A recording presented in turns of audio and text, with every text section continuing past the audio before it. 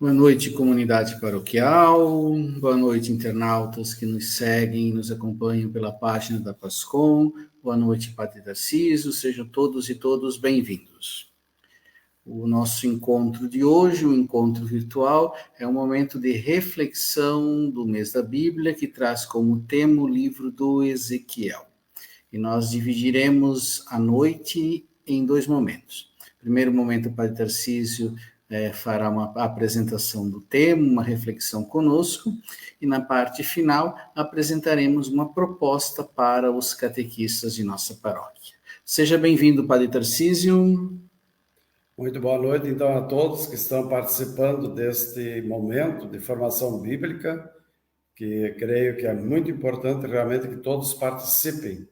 E hoje nós temos um tema muito importante, embora estejamos terminando o mês da Bíblia, mas a gente vai dar continuidade, vamos dar continuidade, porque o mês da Bíblia, vamos dizer, são 30 dias, mas a palavra de Deus continua a iluminar sempre a nossa vida.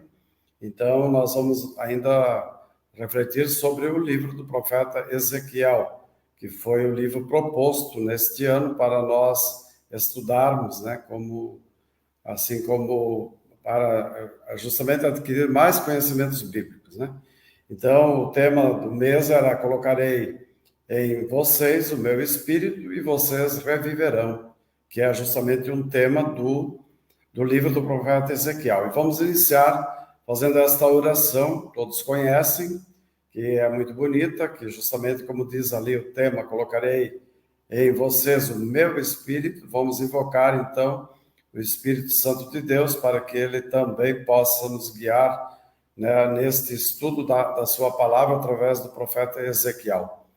Então, vinde, Espírito Santo, enchei os corações dos vossos fiéis e acendei neles o fogo do vosso amor. Enviai o vosso Espírito e tudo será criado, e renovareis a face da terra. Oremos. Deus, que instruístes os corações dos vossos fiéis com a luz do Espírito Santo, fazei que apreciemos retamente todas as coisas, segundo o mesmo Espírito, e gozemos sempre das suas consolações. Por Cristo, Senhor nosso. Amém. Então, esta é a oração. E vamos entrar, então, agora propriamente assim, naquilo que nos leva no nosso objetivo de hoje, que é ver um pouco sobre o livro do profeta Ezequiel. Então, primeiro, gostaria, na introdução, de lembrar que hoje é dia 30 de setembro, que é dia de São Jerônimo, e por isso, justamente, que foi colocado o mês de setembro como o mês da Bíblia, porque nesse último dia lembramos este santo que nasceu mais ou menos por volta do ano 342 depois de Cristo, E ele morreu lá na terra de Jesus, em Belém, em 420. E ele disse uma frase que é muito importante para nós refletirmos sempre na nossa vida, A ignorância das Escrituras é ignorância de Cristo. Então, se nós ignoramos a palavra de Deus, a Escritura, nós vamos, consequentemente, estar ignorando o próprio Jesus Cristo. E por que ele é importante para o estudo bíblico? Porque ele traduziu a Bíblia dos textos originais para o latim. E aí a Bíblia, na época, passou a ser conhecida, no mundo da época. Claro que depois, ao longo dos séculos, nós sabemos que a Bíblia foi sendo traduzida também para outras línguas, e até nós, hoje, com estudos apurados, para a gente cada vez mais entender melhor a palavra de Deus. Também gostaria de falar sobre o que significa ser profeta, Porque nós vamos falar do profeta Ezequiel. Então, assim, quais são as características de um profeta? Em primeiro lugar, poderíamos colocar 5 características assim que identificam um profeta, os profetas principalmente do Antigo Testamento. Primeiro, todos eles recebem um chamado divino. Não é uma iniciativa própria, mas é através do chamado de Deus. Segundo, eles se tornam mediadores entre Deus e os homens. Então, Nós, quando lemos, por exemplo, o profeta Ezequiel, que vamos ver hoje, nós vamos ver assim, o tempo inteiro no livro do profeta Ezequiel, Deus fala com ele e diz assim: fala o que eu vou te dizer. Você deve falar a mensagem que eu vou te dizer para as pessoas. Então, ele se torna assim, o mediador entre Deus e os homens. Então, o que ele faz? Ele faz revelações, ele transmite mensagens que são advertências. Por exemplo, aqui no profeta Ezequiel, vamos ver assim, muitas advertências, orientações, revelações de eventos futuros, ou como as pessoas se devem comportar, de acordo sempre com a vontade de Deus. E é justamente isso que nós vamos ver no livro do profeta Ezequiel, né, que as pessoas deveriam ter se comportado de acordo com a vontade de Deus, né? E nós vamos ver que o próprio Deus depois vai fazer reclamações do povo, porque o povo não se comportava de acordo com a sua vontade. E ele adquire com isso uma autoridade moral e espiritual frente ao povo, né? Ele se torna uma figura, né? Assim, do ponto de vista, vamos dizer, assim, dentro da comunidade, uma pessoa importante, porque ele é uma autoridade que tem moral para falar, né? E ao mesmo tempo, uma autoridade espiritual. Mas ele também não estará sujeito a sofrimento e rejeições, que isso aconteceu com todos os profetas, aconteceu com o próprio Jesus Cristo, nós sabemos muito bem. Então, assim, o profeta tem que estar disposto, né? Ele tem que saber que, apesar dele fazer as revelações, muitas vezes revelações que ele não gosta de fazer, mas que ele está sujeito a sofrimento e a ser rejeitado. E nós sabemos pela história que a maioria dos profetas de Israel foram mortos, né? Nenhum deles praticamente morreu assim, vamos dizer, sem... A maioria foram mortos, porque foram rejeitados, né? O povo não aceitou aquilo, a mensagem que eles vieram transmitir da parte de Deus. Também para nós entendermos, né, o histórico do profeta Ezequiel, é muito importante nós lembrarmos que, vamos dizer assim, toda a história do profeta Ezequiel, ela acontece, né, nessas datas que estão aí, de 597 a.C. E 586, que são o tal do exílio da Babilônia, quando o rei Nabucodonosor II, que era o rei da Babilônia, ele invadiu Jerusalém e levou o povo, né? A parte do povo foi levada então para um exílio lá na Babilônia. E com isso, então, vamos dizer assim, temos essa parte histórica que é importante a gente compreender para entender também o livro do profeta Ezequiel. Então, os judeus, eles foram deportados, eles não eram escravos na Babilônia, porém, eles eram impedidos vamos dizer assim, eles eram impedidos de viver a própria fé. E isso foi realmente o grande desafio que eles tiveram que enfrentar justamente, né, ao vivenciar, vamos dizer, não puderam viver a própria religião. Isso foi um grande desafio que eles tiveram que enfrentar, né, lá na Babilônia. Aqui nós temos um mapa, né, mais ou menos assim, para mostrar, né, a Babilônia, né, o Império Babilônico, que é essa parte toda, vocês estão vendo ali, né, então lá nós temos a Babilônia e o rei Nabucodonosor, ele foi, vamos dizer, na época era comum os reis irem tomando territórios de outros reinados, de outros povos, eles iam submetendo, né, conforme o poderio que eles tinham, eles iam submetendo. Então, foi o que Nabucodonosor fez, ele foi submetendo todos esses povos dessa região. Veja que ele conquistou um império enorme, depois inclusive até o Egito, né, que ele foi até o Egito. Então, o império dele era um império muito grande na época, né, e ele era, vamos dizer assim, o dono, o senhor de tudo isso. Aqui nós temos também, assim, no mapa atual, para a gente entender, né, os países de hoje, para ver, assim, território, o Império Babilônico se situou dentro desse arco que está em vermelho, né? Portanto, um império muito grande na época, né? Na época do profeta Ezequiel. E o profeta Ezequiel, então, que é o tema do nosso estudo, ele é uma figura central do Antigo Testamento, né? Porque as visões e as profecias que ele faz durante o exílio da Babilônia, né?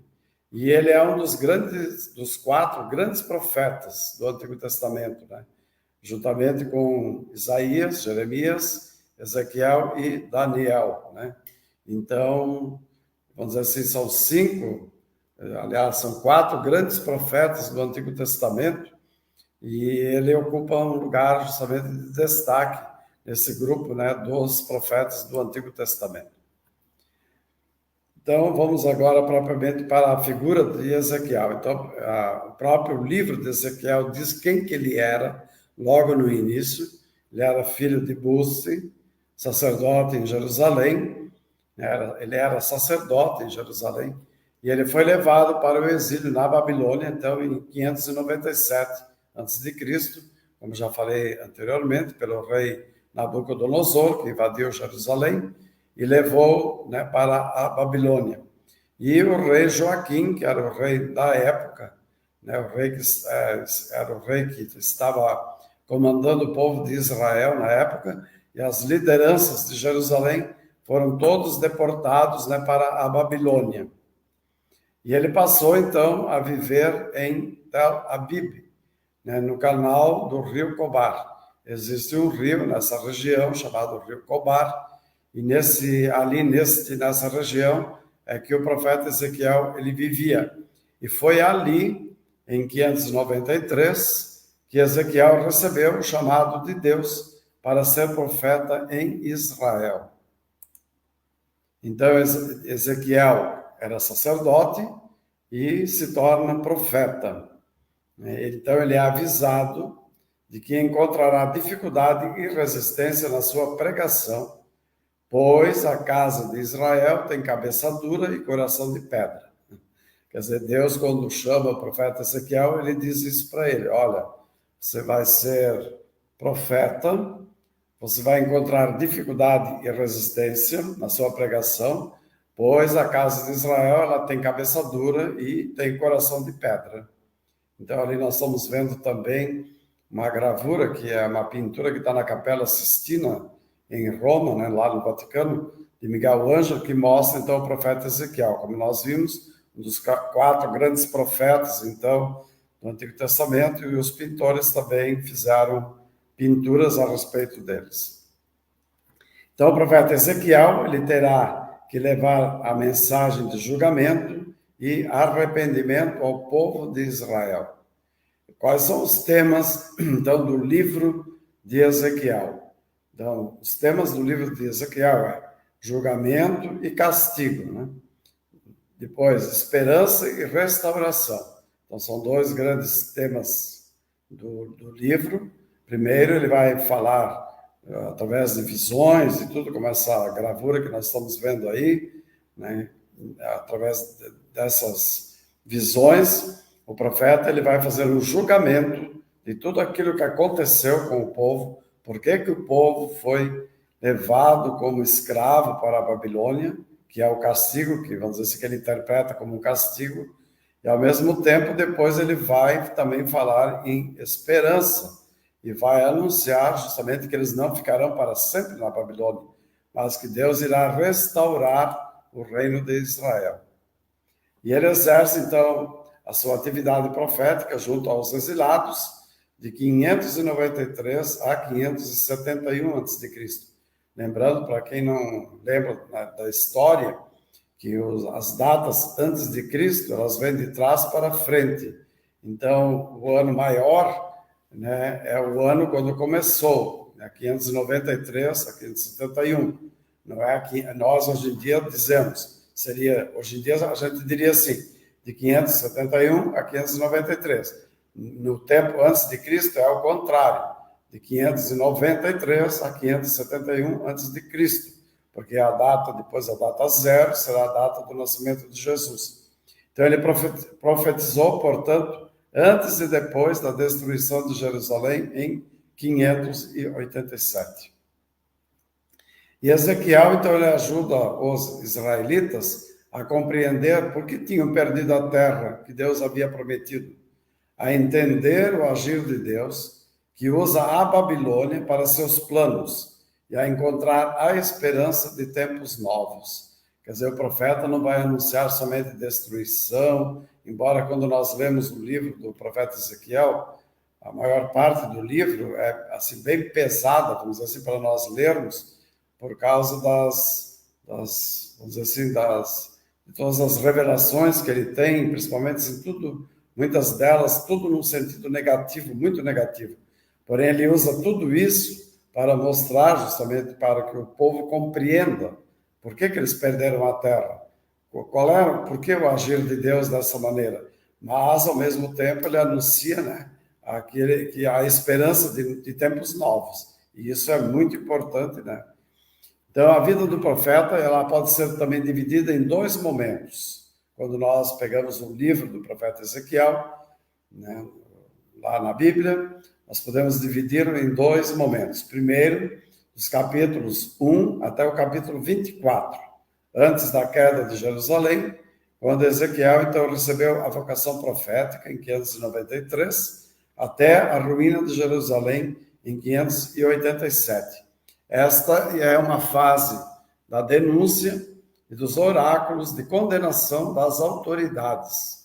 Então, o profeta ele vai fazer denúncias contra as autoridades, né? E, ao mesmo tempo, vai dizer coisas de condenação, porque as autoridades não cuidaram do povo de Deus. Elas foram para o lado da idolatria, adoraram falsos deuses, e não mais o Deus verdadeiro. Então, o profeta ele vai ficar falando o tempo inteiro sobre isso, né? Do capítulo 1 até o capítulo 24.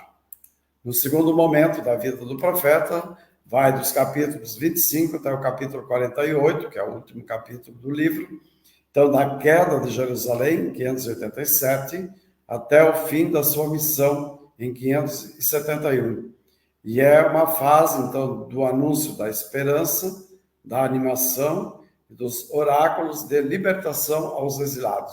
Então, do capítulo 25 ao 48, nós temos, assim, vamos dizer assim, uma parte mais, diríamos até assim, se a gente pode usar essa expressão, uma parte mais bonita do livro, porque nesse momento o profeta está falando de esperança, está animando as pessoas para, olha, Deus vai libertar, então vamos ficar animados, que nós vamos sair, né, dessa escravidão na qual nós nos metemos aqui na Babilônia.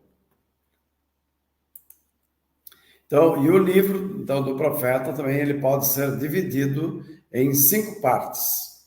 Os oráculos, a primeira parte, então, oráculos de julgamento contra Jerusalém, que é o capítulo 1, né, e vai até, nesse primeiro capítulo, o profeta, então, ele apresenta a sua vocação profética com uma visão do carro e a visão do livro, né, que ele é convidado a comer um livro e ele diz, né, que ele come aquele livro e ele diz que aquele livro era muito doce, parecido com mel e tudo mais. Então, esse é vamos dizer assim, a primeira parte do livro do profeta, né, que é o momento que ele é chamado por Deus da sua vocação profética. Depois, oráculos de julgamento contra Jerusalém. Então, no capítulo 3, né, e vai até o 24, nós temos oráculos, né, que o profeta vai fazendo, começa a julgar Jerusalém, né, e ele anuncia, através de gestos simbólicos, o cerco e a destruição de Jerusalém.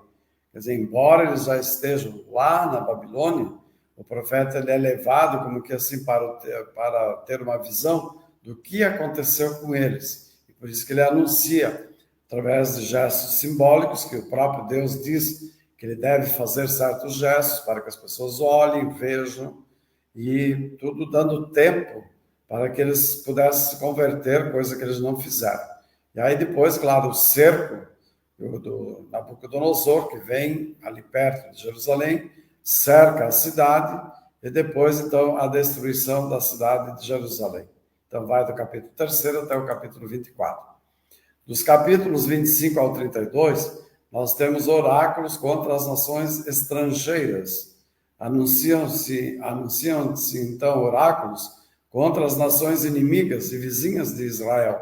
São nações que contribuíram para a queda de Jerusalém, ou se alegraram, né, com a queda justamente de Jerusalém. É muito interessante ler esses capítulos, porque o profeta fica dizendo, né, para essas nações vizinhas que elas estavam como que debochando, porque Israel caiu, mas Deus também vai também, né, vamos dizer, entre aspas, né, se vingar dessas nações, e vai fazer com que depois o Nabucodonosor também invada essas nações, e como nós vimos no mapa ali anteriormente, sabemos pela história, todas essas nações, vamos dizer assim, que se ridicularizaram Israel, todas elas também caíram depois sob o jugo, né, dos babilônios. A quarta parte do livro são anúncios de salvação para o povo de Israel, que vai dos capítulos 33 ao capítulo 39. Então, o que o profeta diz nessa parte? Que Israel deve mudar de comportamento, e Ezequiel anima o povo exilado e anuncia, né, a esperança do retorno. Então, Israel, se ele quiser voltar para a Terra Prometida, ele deve mudar de comportamento, né? Não serem pessoas, como diz no livro, né, rebeldes, de cabeça dura, né? Porque sempre que nós lemos o livro do profeta Ezequiel, nós vemos assim que Deus o chama de filho do homem, né? Ele diz assim, filho do homem, fala para eles que eles são um povo rebelde, eles não quiseram me ouvir, né? Então é muito interessante a gente dizer, o tempo inteiro Deus fica repetindo para ele essas expressões, né? E Deus fica o tempo inteiro repetindo, né, que eles vão saber que eu sou o seu Deus, né? E aí o profeta tem que falar essas coisas. Mas ele, nessa parte aqui do 33 ao 39, ele também anima o povo exilado e promete, né, que o povo vai retornar para a terra prometida. No capítulo 37, eu fiz assim um parênteses aqui, e no capítulo 37 nós temos a famosa alegoria dos ossos secos. É muito interessante ler este capítulo, porque o profeta se encontra num local cheio de ossos secos, que simbolizam a situação de Israel no exílio, né? E aí depois o profeta começa a fazer os oráculos e os ossos começam todos a se reanimarem, começam a adquirir músculos, carne, né, pele, e vão voltando à vida, né? Então, ele, através desta alegoria, ele simboliza Israel, né, que Israel se tornou, vamos dizer, uma nação como se fosse de ossos secos, mas Deus, né, vai reanimá-los, vai soprar o seu espírito novamente neles e eles vão reviver. Por isso que é o tema justamente do mês da Bíblia, né? Vou colocar em vocês o meu espírito e vocês vão reviver. E é isso que o profeta anuncia com ênfase, então, no capítulo 37. E a última parte do capítulo, da divisão do livro, né, de Ezequiel, é a famosa visão da Nova Jerusalém e do povo restaurado, que vai dos capítulos 40 até o capítulo 48. Então, aí nesses capítulos ele fala da volta do exílio e ele tem aquele capítulo onde ele fala das águas, né, as águas que vão nascer dos 4 pontos do templo e elas vão aumentando e por onde elas vão passando, elas vão gerando vida, né? Vejam que aqui tem uma alegoria, vamos dizer assim, ao batismo, né? A água que vem para gerar a vida. Então, o profeta também fala para aquele povo que eles vão voltar para Jerusalém e as águas, né? Através dessa alegoria das águas, ele vai dizer para eles, né, que eles serão um povo novo, porque tudo com a água vai começar a reviver. Por onde a água passar, né, vai trazer a vida, que é justamente aquilo que nós sabemos que é um dos objetivos, quando nós falamos no batismo, de lembrar que a água traz a vida. Quais são as mensagens, então, que o profeta traz através do seu livro, né? Aqui que é interessante para nós que estamos meditando sobre o livro do profeta Ezequiel. Então, 8 pontos eu coloquei aqui, né, para lembrar mensagens. Primeiro, lembrar da infidelidade.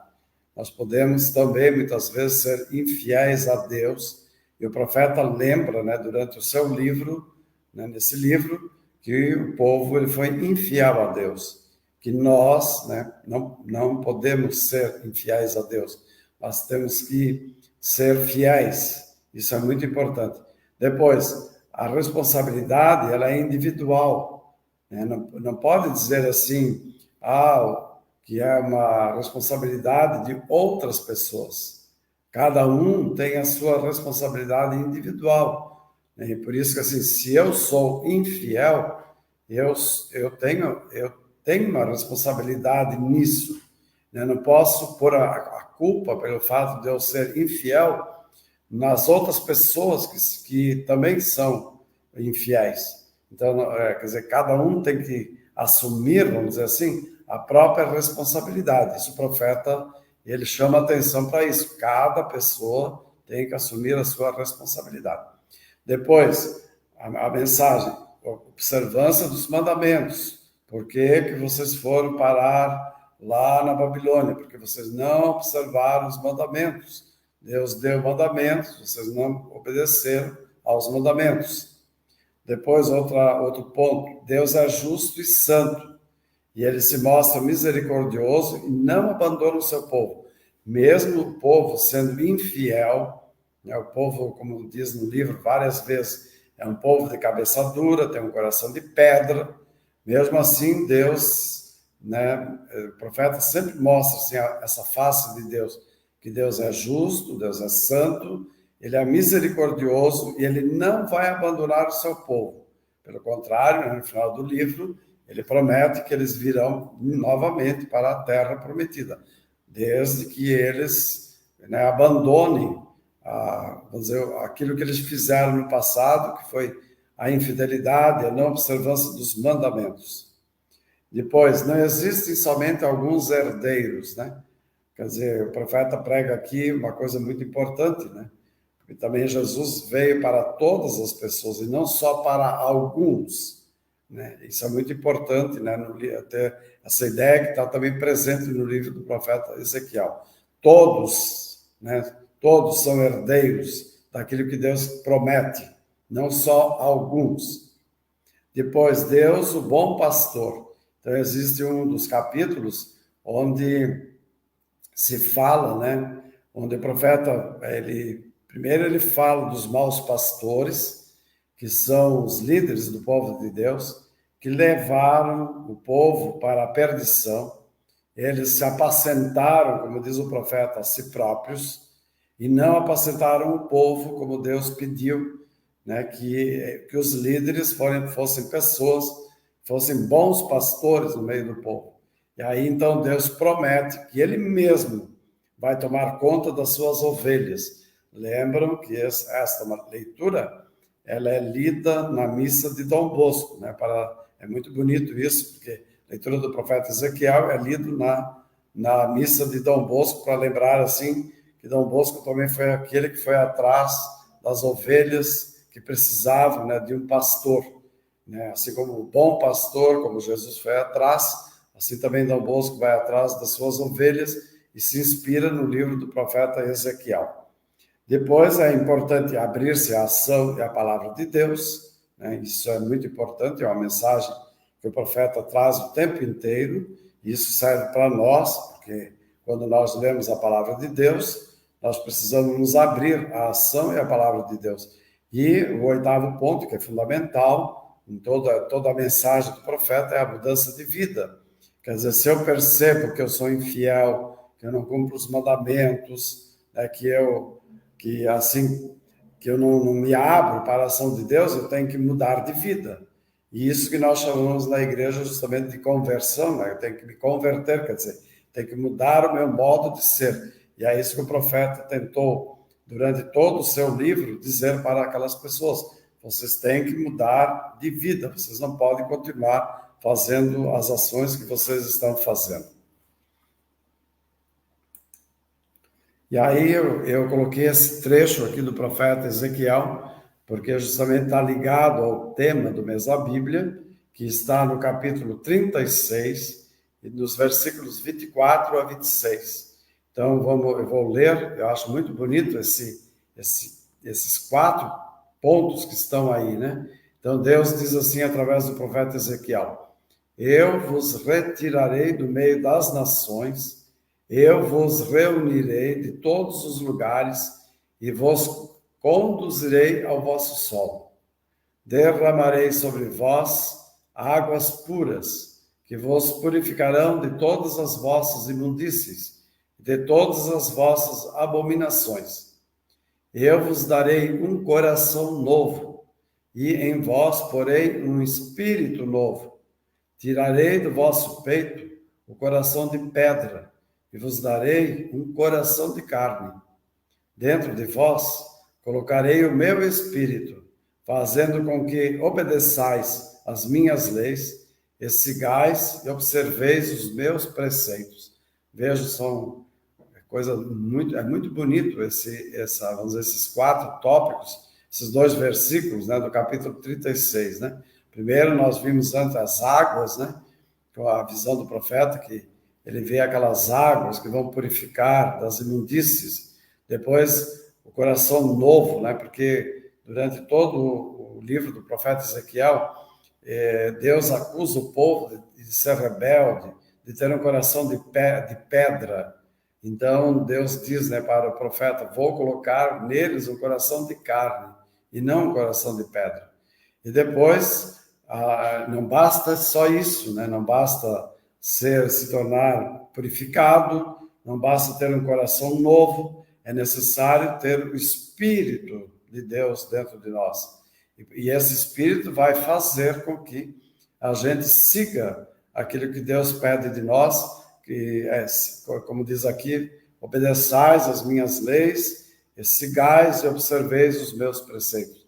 Então, é um texto muito bonito, né, do profeta Ezequiel, que merece assim que a gente, não só no meio desse mês da Bíblia, a gente leia, mas de vez em quando a gente retome esse texto para lembrar se a gente realmente está querendo a nossa purificação, se a gente quer colocar sempre dentro de nós esse coração de carne, se a gente realmente quer fazer com que o Espírito de Deus habite dentro de nós. E aí vocês estão vendo a figurinha no lado, justamente assim o profeta, né, mostrando a volta, né, do povo de Deus para a terra prometida depois do exílio da Babilônia. Então, darei a vocês um coração novo, colocarei um espírito novo dentro de vocês. O coração, então, é o órgão das decisões, dos sentimentos. Como decidimos? Com um coração de pedra ou com um coração de carne? Acho que é muito importante nós pensarmos nisso, né? Como é que a gente vive a nossa vida, né? As nossas decisões, os nossos sentimentos, com um coração de pedra ou com um coração de carne? E aí a pergunta, né? O que iremos fazer para colocar em nós esse espírito novo que Deus prometeu naquele tempo para aquele povo, que Deus continua prometendo para cada um de nós, né? Ele vai colocar dentro de nós um espírito novo. E para isso nós temos que tirar o nosso coração de pedra e colocar um coração de carne. Então aqui ficam 2 questões assim para a gente ir respondendo, né, na nossa vida, na nossa meditação. Qual é o coração que nós temos dentro de nós, o de pedra ou de carne? E o Espírito de Deus que vai habitar dentro do nosso coração. Então, vamos dizer, essas as ideias, né, que eu gostaria de colocar, assim, fazendo um resumo muito breve daquilo que foi o profeta Ezequiel, né? Então, convido, assim, também a quem quiser depois pegar o livro nas mãos, principalmente essa última parte do livro, que é uma parte assim que o profeta procura inspirar esperança naquele povo, que ele quer inspirar também em nós esperança, né? Uma esperança muito grande dentro de cada um de nós. Aproveitemos sempre a palavra de Deus para crescermos, né, na nossa vida espiritual e vamos dizer assim, na nossa fidelidade, né, à palavra de Deus. Então, agradeço essa oportunidade, né, de poder divulgar um pouco também sobre o livro do profeta Ezequiel. Somos nós que agradecemos a oportunidade, Padre Tarcísio, uma reflexão rica, uma reflexão oportuna, uma reflexão que nos leva a pensar na esperança. E é com base na ideia da esperança que queremos propor. Agora, você catequista, e falamos especialmente para você catequista nossa paróquia, queremos propor uma ação missionária, uma ação que ela está voltada ao tema de Ezequiel. Então, preparamos para todas as turmas a catequese com o título Ação Missionária, Profetas da Esperança. A ação para o mês missionário, a partir do livro de Ezequiel, tema do mês da Bíblia, será proposta em 2 momentos. O primeiro deles, um encontro catequético a partir da metodologia que nós já conhecemos, que é a leitura orante. E o segundo momento, uma vivência na comunidade com compromisso decorrente dessa leitura orante. A leitura orante ela tem como ponto de partida a alegoria dos ossos, que o padre Tarcísio explicou, Ezequiel 37, de 1 a 14. E todos os passos já são conhecidos por vocês, catequistas, então não carece de termos tempo com ele. Escutam, aliás, desculpe, né? O recordar, a escuta, o meditar, o rezar, a contemplação. O que nós apresentamos agora como novidade é o compromisso. A partir da premissa da esperança apresentada pelo profeta Ezequiel, nós propomos que ao final da leitura orante, ao final do encontro, a turma de catequizandos, em conjunto com o catequista, faça uma escolha de compromisso. Nós apresentamos aqui 2 propostas. A primeira proposta é viver uma peça teatral. Os catequizandos possam ler a alegoria dos ossos, Ezequiel 37, preparar uma apresentação teatral e apresentar para a comunidade. Essa é a primeira proposta. A segunda proposta nós chamamos de Cartas da Esperança, onde o catequizando experimentará uma vivência diferenciada. A Carta da Esperança significa que os catequizandos eles escreverão cartas de encorajamento para as pessoas que estão passando por momentos difíceis. Nós conhecemos pessoas na comunidade que estão vivendo alguma situação mais delicada, que necessitam de um afeto, de um olhar de atenção, de um olhar de carinho.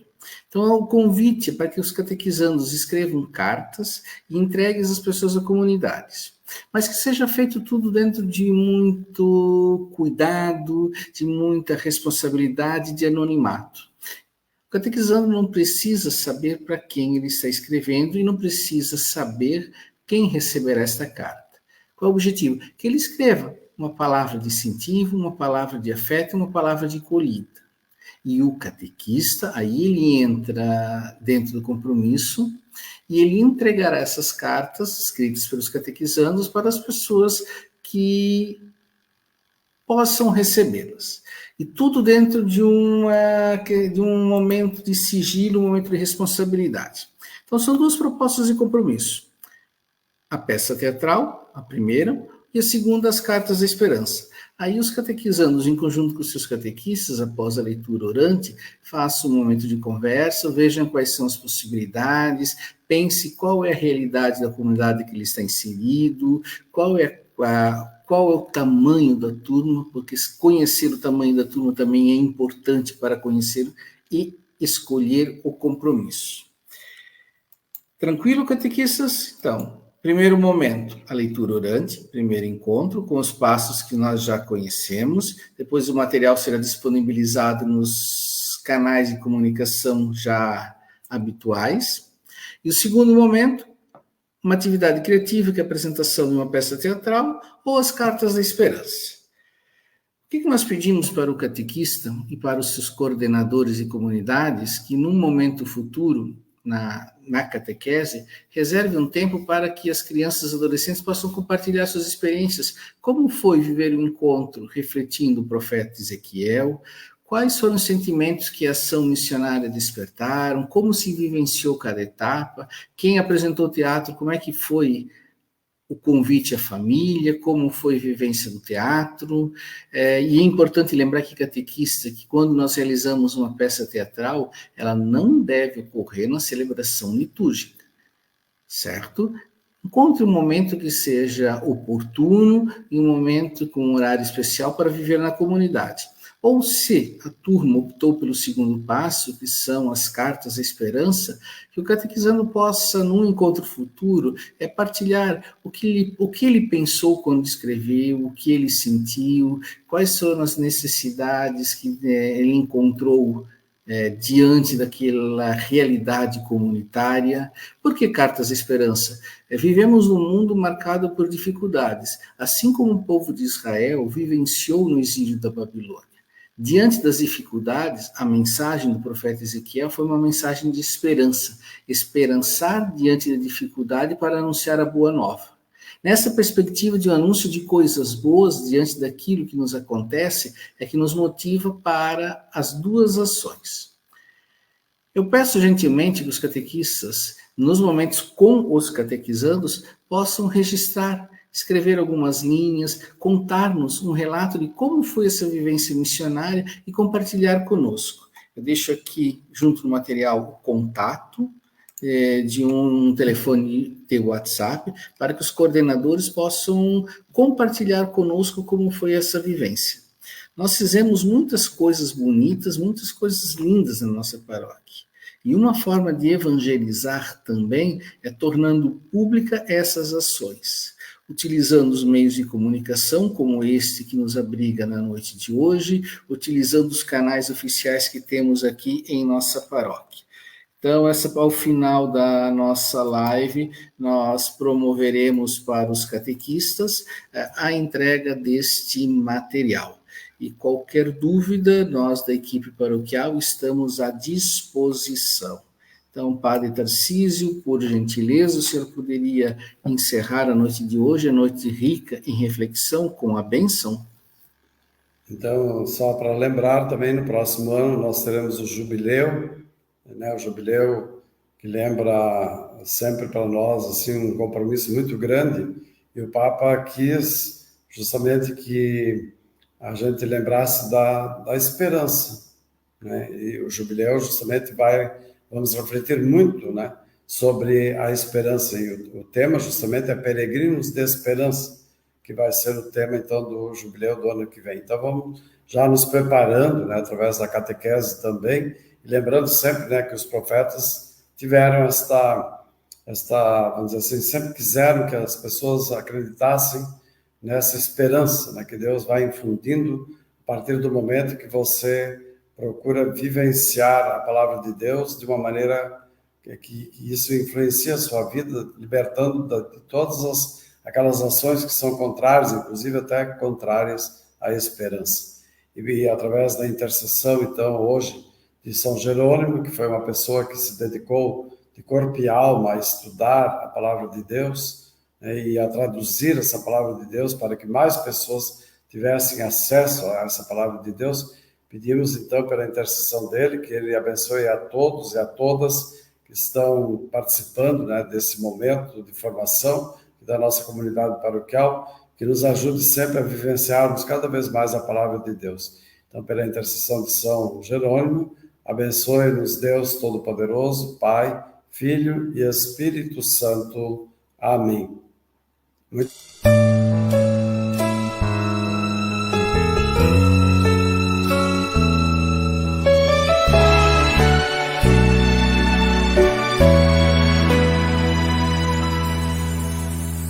essa semente que um dia um sonho plantou.